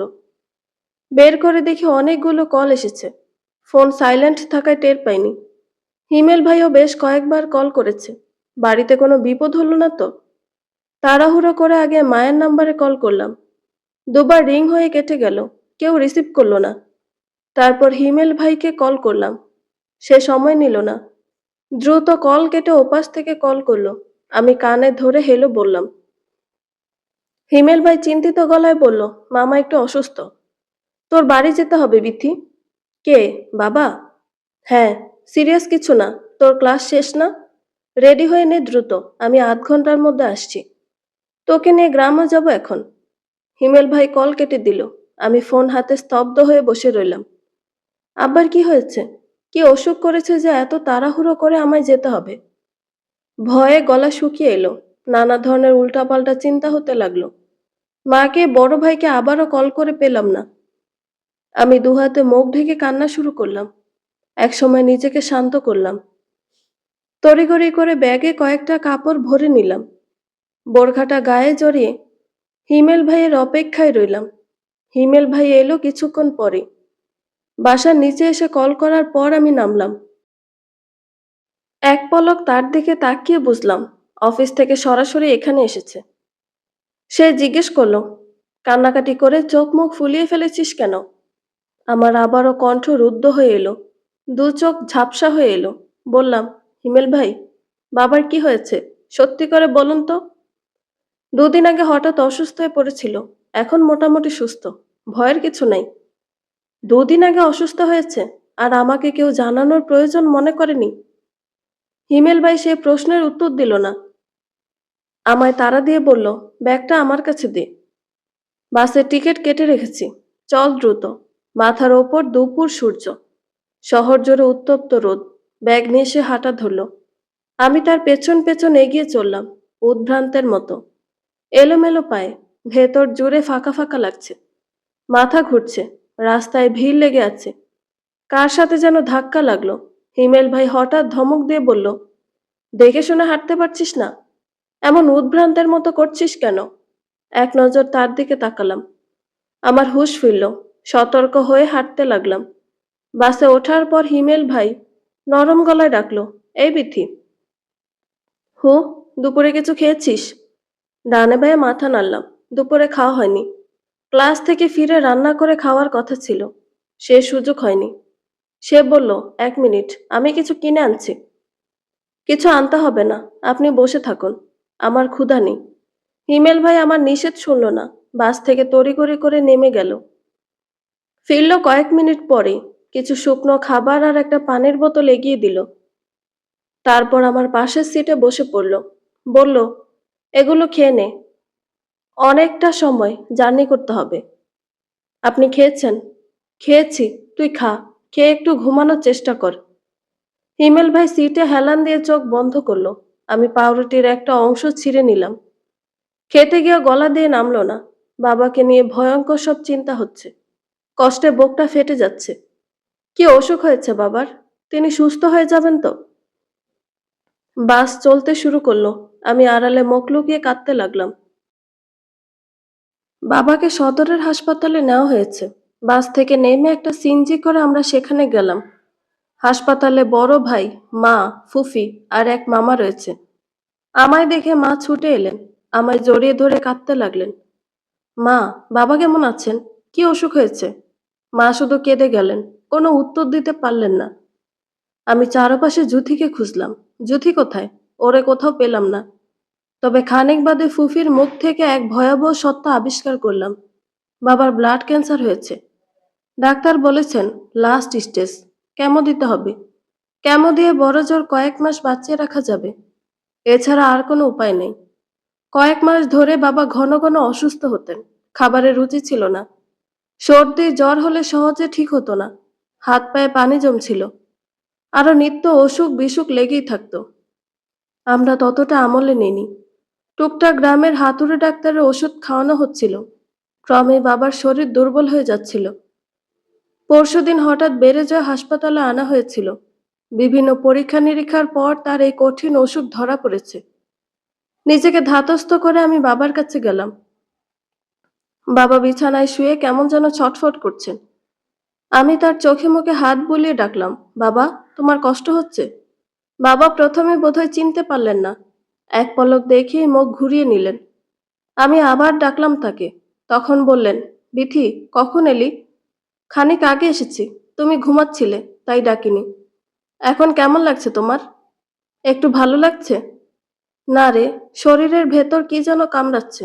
বড্ড যন্ত্রণা হচ্ছে। বাবার কষ্ট আর সহ্য করতে পারছি না। আমি ছুটে বের হয়ে এলাম। বারান্দার এক কোণায় এসে দাঁড়ালাম। বাইরে মধ্যরাত, চারপাশে কালো অন্ধকারের স্তূপ। মনে হচ্ছে অনন্তকাল ধরে এই অন্ধকার জমে চলেছে। এই অন্ধকার কেটে কখন ভোর হবে? পরদিন ভোরবেলা কাকার সাথে জুথি এলো। দেখি বাড়ি থেকে খাবার রান্না করে নিয়ে এসেছে। হাসপাতালে খাবারের অনেক দাম, আবার সেগুলো মুখে তোলা যায় না। কাল থেকে আমি না খেয়ে, ও একটা প্লেটে ভাত তরকারি এগিয়ে দিয়ে বলল, এগুলো খেয়ে নে বুবু। খাবারের প্লেট হাতে নিয়ে আমার চোখ জলে টইটুম্বুর হয়ে গেল। বুকের ভেতর কান্না দুমড়ে মুচড়ে উঠল। এত কষ্ট হচ্ছে কেন? জেলা সদরের হাসপাতালে বাবাকে 2 মাস চিকিৎসা দেওয়া হলো, তাতে কোনো ফল হলো না। অবস্থার ক্রমে অবনতি হচ্ছে। কয়েকটা কেমো দেওয়ার পর তাকে আর চেনা যায় না। মাথার সমস্ত চুল পড়ে গেছে, চোখের পাপড়ি নেই, ভ্রু উঠে গেছে, শরীর পেট অস্বাভাবিক রকম ফুলে গেছে। আচমকা বয়স বেড়ে গেছে যেন। তার সমস্ত শরীর জুড়ে ব্যথা, প্রায় ভেতরে রক্ত জমাট বেঁধে বেঁধে যায়। বাবার তখন অসহনীয় কষ্ট। গলায় ঘা হয়েছে, কিছু খেতে পারেন না। এটা ওটা খাওয়ার বায়না করেন, পরে আর মুখে তুলতে পারেন না। থু করে ফেলে দেন। জোর করে কিছু খাওয়াতে গেলে গালিগালাজ করেন, আবার হুটহাট হাউমাউ করে কান্না করেন। তার এই যন্ত্রণা সহ্য করার মতো নয়।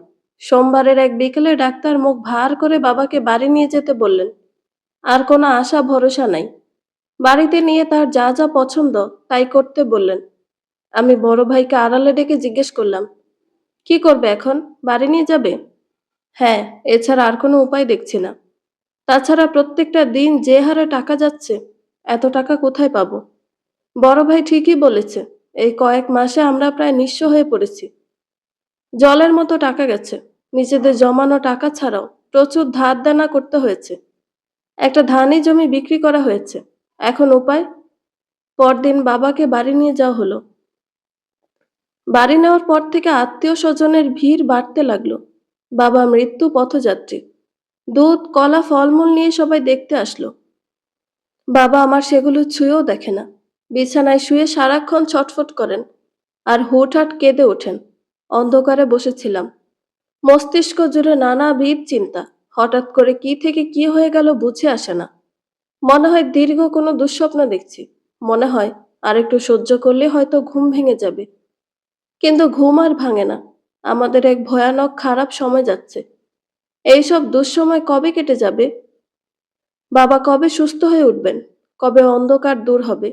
সেই যে একদিন দুপুরবেলা হিমেল ভাইয়ের সাথে বাড়ি এসেছি, আমার আর ঢাকা যাওয়া হয়নি। ওদিকে ভার্সিটিতে কি হচ্ছে তা জানা নাই।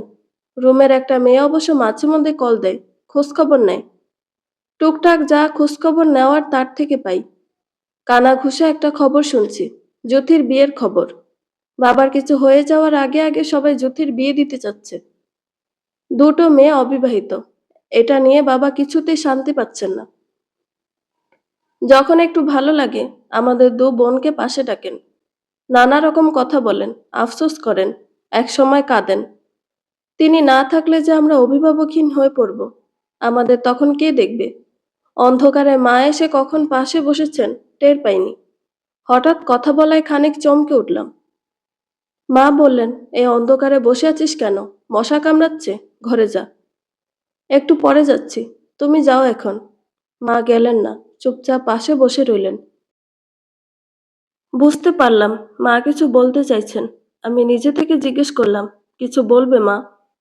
মা খানিক ইতস্তত করলেন যেন, তারপর বললেন, জ্যোতির বিয়ের কথা হচ্ছে, কিন্তু আমার মন সায় দিচ্ছে না। বড় মেয়েকে রেখে ছোট মেয়ের বিয়ে দেই কি করে? এসব কি বলছো মা? এই যুগে এসে এগুলোকে মানে? তোর খারাপ লাগবে না? না, লাগবে না। তুমি অমত করো না, রাজি হয়ে যাও। হিমেল অবশেষে রাজি হয়েছে। কাল সকালে বাড়ি আসতেছে। তাহলে কালই সব ব্যবস্থা করে ফেলি। তোর বাপের কখন কি হয়ে যায়? করে ফেলো। মা চলে গেলেন। আমি বিমোর হয়ে বসে রইলাম। এই নিকষ কালো অন্ধকার আমায় ক্রমশ গিলে খেতে লাগলো। নিঃসঙ্গ লাগছে, একা লাগছে। মনে হচ্ছে কাউকে জড়িয়ে ধরে বলি, আজ আমার বড় দুঃখের দিন। ঝাপসা চোখে চারপাশে তাকালাম। ঘুটঘুটে অন্ধকার। কোথাও কেউ নেই। এই পৃথিবী জুড়ে এত এত মানুষ, অথচ আমার দুঃখ বলার মতো কেউ নেই।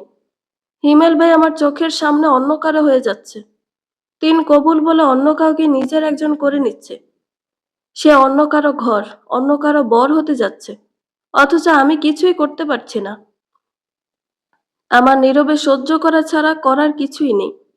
তার প্রতি আমার এই গোপন অনুভূতির দায় শুধু আমার, কেবলই আমার। আমি জানি হিমেল ভাই আর জ্যোতির বিয়েটা আজ হোক আর কাল হোক, একদিন না একদিন ঠিকই হতো।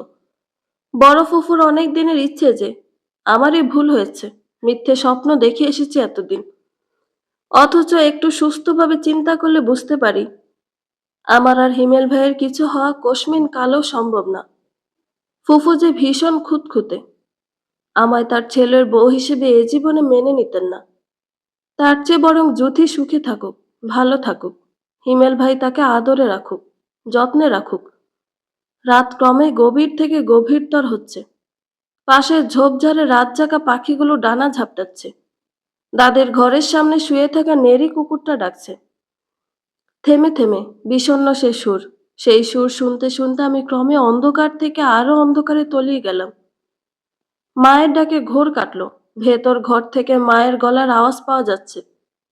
হুড়মুড় করে কাকে যেন ডাকছেন। আর থাকা যায় না।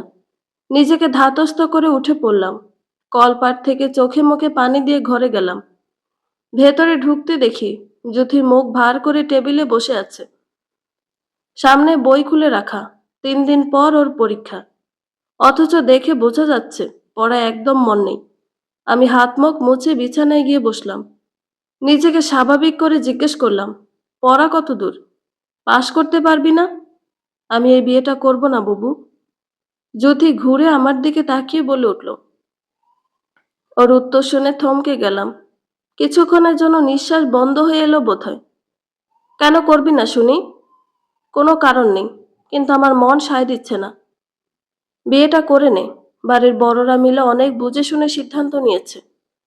জ্যোতি ক্ষণকাল মৌন রইল। তারপর বলল, হিমেল ভাইয়াকে আমি কখনো অন্য নজরে দেখিনি। তাতে সমস্যা কি? এখন থেকে দেখবি। তুই বুঝতে পারছিস না বুবু। আমার মনে হচ্ছে হিমেল ভাইয়া নিজে থেকে স্বেচ্ছায় বিয়েটা করছে না। তুই তো জানিস সে ফুফুর কতটা বাধ্য। দেখা গেল ফুফুর কথা মানতে বিয়েটা করছে, নিজের অমতে গিয়ে। তার সাথে আমার বিয়ের কথা হচ্ছে বেশ কিছুদিন হলো, অথচ এতদিন রাজি হলো না। এখন হুট করে মত দিয়ে দিল। নিশ্চয়ই কোনো বদ মতলব আছে। জ্যোতির শেষ বাক্যের জন্য আমার হাসি পেল। ফিক করে হেসে দিলাম। ঠোঁটের কোণে হাসি রেখেই বললাম, তুই এত কিছু কেন ভাবছিস? ছোট্ট মাথায় এত চাপ নিস না। যা হচ্ছে ভালোর জন্যই হচ্ছে। মাকে আর দুশ্চিন্তায় ফেলিস না। বিয়েটা করে নে। হিমেল ভাই তোকে খুব ভালো রাখবে। আমার হাসি দেখেও জ্যোতি কিন্তু হাসলো না। কিছুক্ষণ কিসব যেন ভাবলো। একসময় আড়ষ্ট গলায় বলল, তুই বলছিস বুবু, এই বিয়েতে তোর মত আছে? কেন থাকবে না? অবশ্যই মত আছে। আমি তো আমার ছোট্ট টুকটুকে বোনটার জন্য হিমেল ভাইয়ের মতোই একজনকে চাইতাম। হিমেল ভাই অনেক ভালো মানুষ। তার মতো ছেলে লাখে একটা মেলে। তোকে অনেক ভালো রাখবে। দেখিস তুই সুখী হবি। কিন্তু আমি যে এতদিন অন্য কিছু ভাবতাম। ভাবতাম হিমেল ভাইয়া বুঝি তোকে পছন্দ করে। তোর মাথা খারাপ? এরকম কিচ্ছু না। আমরা সবাই জানি হিমেল ভাই তোকে পছন্দ করে। তোর জন্য, তোকে দেখার জন্য এ বাড়িতে আসতো। আবার কল দিলে তোর সাথেই তো। তার বেশি কথা হতো। তোর বুদ্ধি কম, এজন্য বুঝতে পারিসনি। জ্যোতি আমার কথায় সন্তুষ্ট হলো কিনা বুঝতে পারছি না। ওকে কেমন দ্বিধান্বিত লাগছে। ভয় হতে লাগলো আমার। এবার জ্যোতি না বেঁকে বসে, কিন্তু এই মুহূর্তে ওর বিয়ে দেওয়া জরুরি। চেয়ারম্যানের ছেলেটার বড় বার বেড়েছে। আগের থেকে জ্যোতিকে আরো বেশি উত্ত্যক্ত করছে। একবার বিয়ে হয়ে গেলে ছেলেটা পিছু ছাড়বে। বেশ কিছুক্ষণ দুজনের কেউ কোনো কথা বললাম না। জ্যোতি মাথা নিচু করে বসে আছে। আমি উঠে ওর কাছে গিয়ে দাঁড়ালাম। কাঁধ ঝাঁকিয়ে জিজ্ঞেস করলাম, কি হলো হঠাৎ? এত সব কি ভাবছিস? আমায় বল। জ্যোতি টলমলো চোখে আমার দিকে তাকালো। কম্পিত গলায় বলল, আমি বিয়েটা করলে তুই সত্যি খুশি হবি? খুব খুশি হব। আমি, মা, বাবা, বড় ভাই সবাই খুশি হব। তুই তাহলে আমার মাথায় হাত রেখে দোয়া কর বুবু, আমি যেন হিমেল ভাইয়ার সাথে ভালো থাকি। নিজেকে আর শক্ত করে রাখতে পারলাম না। আমার দু চোখ ঝাপসা হয়ে এলো। জ্যোতিকে কাছে টেনে ওর মাথায় হাত রাখলাম। মনে মনে দোয়া করলাম। জ্যোতি আমায় জড়িয়ে ধরে কাঁদতে লাগলো। জ্যোতি কেন কাঁদছে? আজ আমার কাঁদার কথা, জ্যোতির নয়।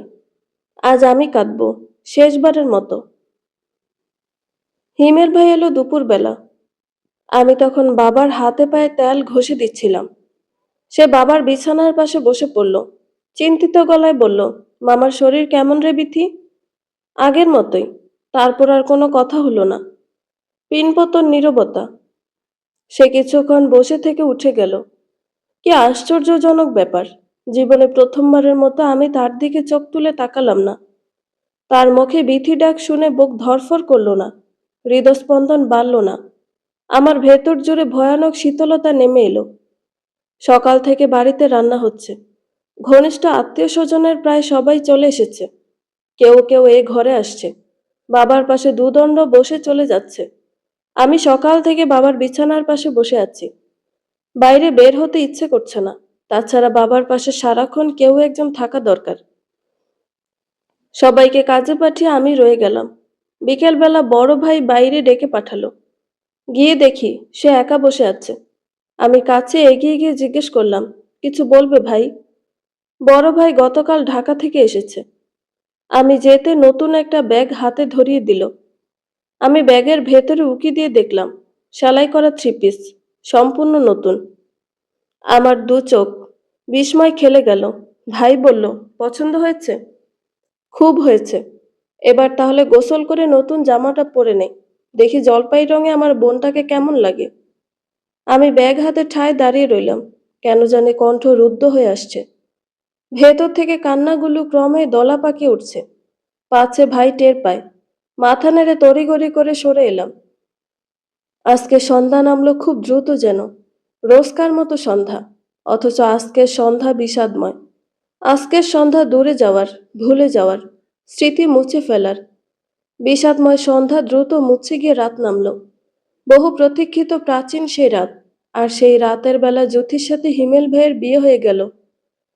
কবুল বলার সময় আমি ঘর থেকে বের হয়ে এলাম। অন্ধকারে আম গাছটার নিচে মূর্তির মতো দাঁড়িয়ে রইলাম। মনে হলো পুরো পৃথিবী নিশ্চুপ, নিঃশব্দ হয়ে গেছে। এই এত বড় পৃথিবীর কোথাও কেউ নেই। শুধু আমি আর এই অন্ধকার মুখোমুখি দাঁড়িয়ে আছি। সমস্ত পৃথিবীর তাবৎ কোলাহল যেন আমার ভেতর জুড়ে। আচ্ছা, হিমেল ভাইয়ের কবুল বলার সময় একটু বুক কাঁপেনি? একবারের জন্য দ্বিধান্বিত হয়ে পড়েনি? কারো কথা মনে হয়নি? হয়তো হয়নি। রাত তখন গভীর। যে ঘরটাতে আমি আর জ্যোতি একসাথে থাকতাম, রোজ একসাথে ঘুমাতাম, সেখানে ওদের বাসরের ব্যবস্থা করা হয়েছে। আমি দাদির ঘরে চলে এসেছি। হাজার চেষ্টা করেও দু চোখে ঘুম আনতে পারছি না। বুকের ভেতরটা এত ফাঁকা ফাঁকা লাগছে। দম বন্ধ হয়ে আসছে। এই বুক ফাটা যন্ত্রণার কথা আমি কাকে বলবো? দাদির দিকে পিঠ দিয়ে ঘুমানোর ভান ধরে পড়ে আছে। থেকে থেকে শরীর কেঁপে উঠছে। দাদি টের পেল, জিজ্ঞেস করলো, বিথিরে, ঘুমাইতেছে না? কোনো প্রত্যুত্তর করতে পারলাম না। ভেতরের অস্থিরতা আরো বেড়ে গেল। আমি তখন কাটা মাছের মতো ছটফট করছি। দাদি কি বুঝলো কে জানে। হঠাৎ শীর্ণ একটা হাত আমার মাথায় রাখলো। আমার দুঃখ মুছে দেওয়ার চেষ্টা করলো। আমি বালিশে মুখ গুজে কাঁদতে লাগলাম। জ্যোতির বিয়ের 17 দিনের মাথায় বাবা মারা গেল। সোমবার দিবাগত রাতে। বাবার মৃত্যু খুব স্বাভাবিকভাবে মেনে নিল সবাই। যেন সবাই এই দিনটারই অপেক্ষা করছিল। শেষ দিকে তার এত কষ্ট আর যন্ত্রণা হচ্ছিল যে তার থেকে বোধহয় মৃত্যু সহজ।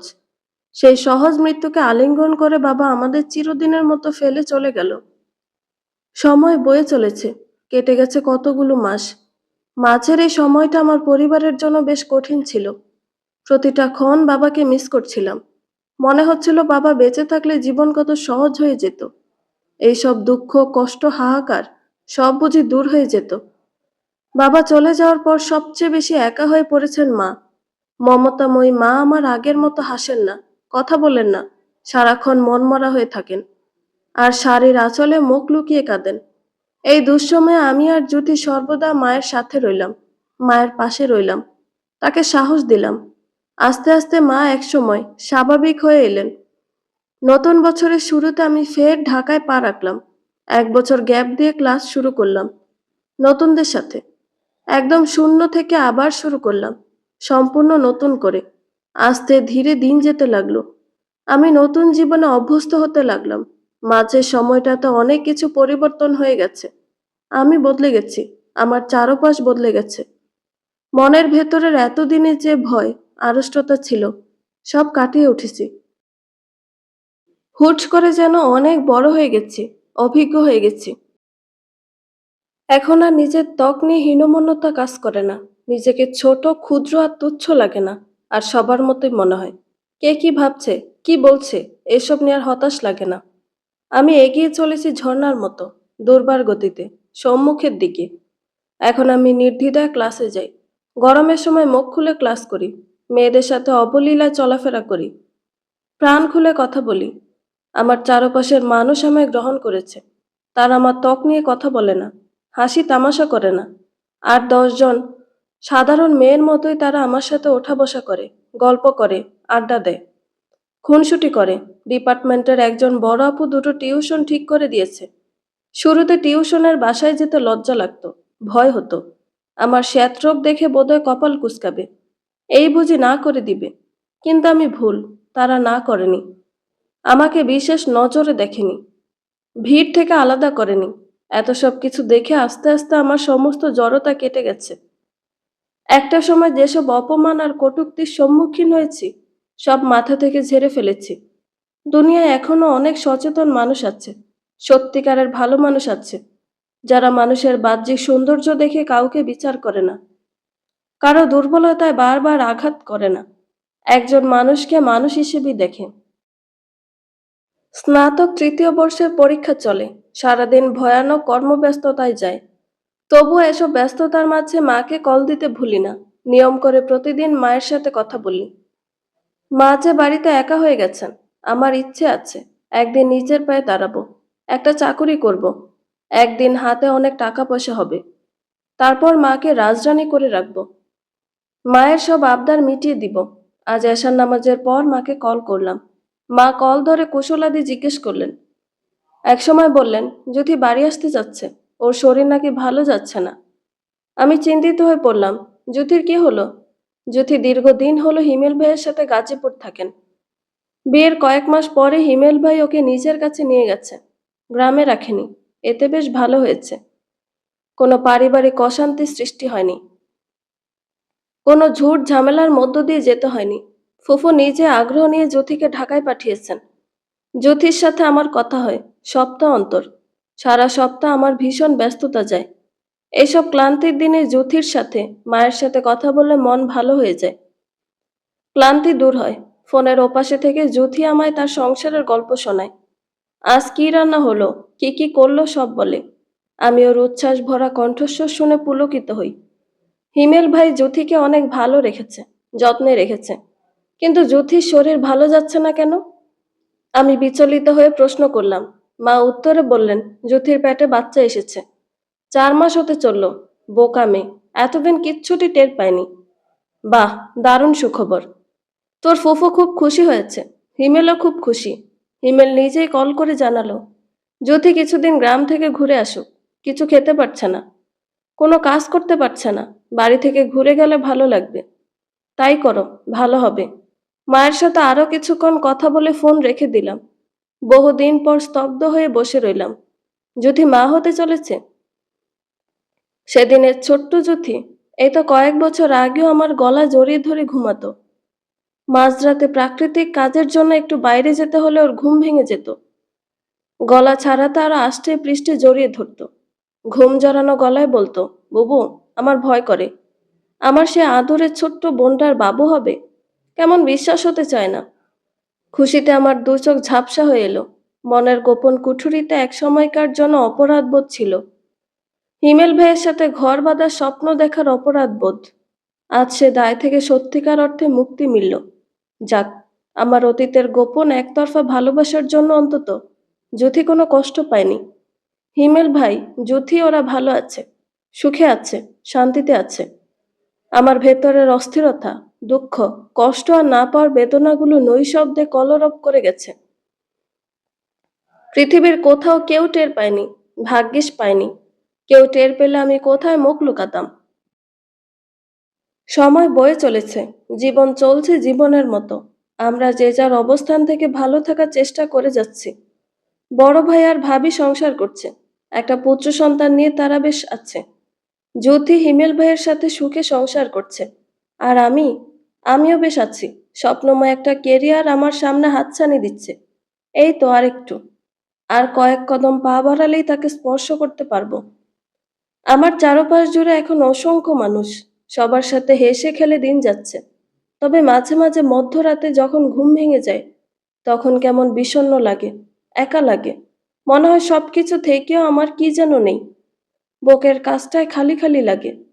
পরক্ষণে মনে হয় জীবন বোধহয় এমনই, কিছু একটা না পাওয়ার হাহাকার মানুষের জীবনে আজীবন থেকে যায়। তবু আমি প্রতিনিয়ত চেষ্টা করে যাচ্ছি, মধ্যরাতের দুঃখ ছাপিয়ে ভালো থাকার চেষ্টা করে যাচ্ছি। হয়তো একদিন এই সমস্ত গোপন দুঃখ, কষ্ট, হাহাকার দূর হবে। কোনো একদিন মাঝরাতে ঘুম ভেঙে গেলে নিজেকে কারো বাহুডোরে আবদ্ধ পাবো। দুঃস্বপ্ন দেখে ভয় পেলে কেউ একজন আমায় আগলে নেবে। হয়তো কোনো একদিন কেউ একজন আমার মায়ায় আটকে যাবে। বিধি নামক মায়া, যে মায়া 7 জনমেও কাটবে না। আমি স্বপ্ন দেখি কেউ একজন আমায় পৃথিবীর সমস্ত ভালোবাসা দিয়ে আগলে রাখবে, আমায় ভালোবাসবে, যত্ন করবে, প্রতিনিয়ত চোখে হারাবে, আমার জন্য তার বুকের ভেতর তোলপাড় করবে।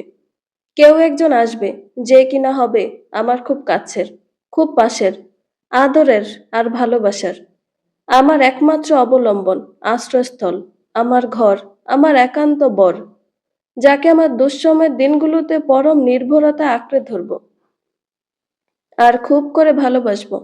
সেই কেউ একজন আসবে, ঠিকই আসবে। বন্ধুরা, গল্পটি ভালো লেগে থাকলে একটা লাইক করে দিবেন এবং গল্প সম্পর্কে কোনো মতামত জানানোর থাকলে কমেন্ট করতে পারেন। নতুন নতুন আরো গল্প শোনার জন্য চ্যানেলটি সাবস্ক্রাইব করে পাশেই থাকবেন। ধন্যবাদ সবাইকে, ভালো থাকবেন।